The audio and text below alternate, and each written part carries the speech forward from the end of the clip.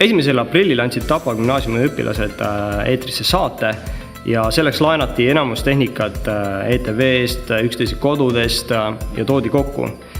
Ühel inimesel läks pirn nii eredalt põlema sellest, et ta kirjutas projekti ja praeguseks me oleme saanud 10 000 pluss eurot ja selle eest ostetud tehnika on nüüd meil käes. Ja selle projekti kirjutas Ilmar Kald, Ilmar lehvitab meile. Ilmar on täna operaator, valgustaja, helirežissöör, kõik asjad korraga. Aga nüüd asja juurde. Täna on Epic Unboxing ja kõik need asjad on võetud kastidest välja ja neid saab hakata kasutama.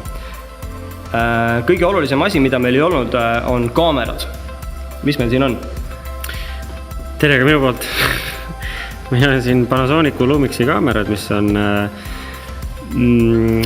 oma hinna ja kvaliteedi suhtest väga heal tasemel. Tegemist on kaamerad, mis nendega on võimalik filmida 4K-s. Ma ei tea, palju seda inimestel vaja läheb tänapäeval, aga kindlasti on kellelgi kodus kuskil 4K. Tulevikku nees. Jah, muidugi, et siis on nagu selles mõttes tulevikku kindlad kaamerad. Siuksed toredad väiksed kaamerakesed ja siuksed toredad objektiivikesed. Väike adapter vahele ja siin kõik on väga uhke ja kadestusväärne. Kindlasti kõik, kes teavad, mis on näiteks 2.8 ava, siis nemad on kindlasti kadelad selle peale praegu. Mida 2.8 ava annab? Ohohoo. See on pikk füüsika jutt, aga ühesõnaga tegelikult on see, et võimaldab filmida pimedamas, kui ma õigesti. Ja sul läheb põhimõtteliselt objektiivist rohkem valgust läbi. Ja siin on, ühesõnaga jah, saab pimedamas filmida, et see on natukene kõrgem tase, kui sinu tavaline ostan suvalise Canon 50T ja panen sinna mingi 50 euros objektiivi ette. Pluss igast lisavidinad. Mõned filtrid ja mälukaardid ja kaameraid on 3, objektiive on 3 ja peale selle ega pilt ei ole väga palju väärt, kui sa filmid, kui seal ei ole head heli ja selleks, et seda heli saada, selleks on tehtud järgnevad investeeringud.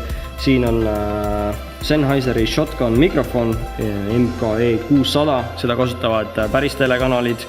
Et õues hakkama saada, on olemas tuule kaitse. Koer öeldakse Eestis. Eestis öeldakse koer. Ja kusjuures välismaal öeldakse dead cat. Ja, näiteks. Ma ei tea, mis värk on sellega. Nii, igal juhul. Peale selle on olemas raadiomikrofoni komplekt Rode. Seda saab panna siis inimesele vöö peale, samal ajal teine ots läheb kaamerasse, pulti, kuhu vaja. Et me saame siis ühe liikuva nagu mikrofoni saata nagu niimoodi lipsu mikrofoni ringi peale. Ja peale selle on juhtme otsas lipsu mikrofonid, mis on mõeldud siis nutiseadmetega kasutamiseks, aga samamoodi ootame suuri tegusid neilt, et võtta palju inimesi korraga saatesse ja vestelda niimoodi mõnusalt. Juhke Vars on ka ütlesid juba.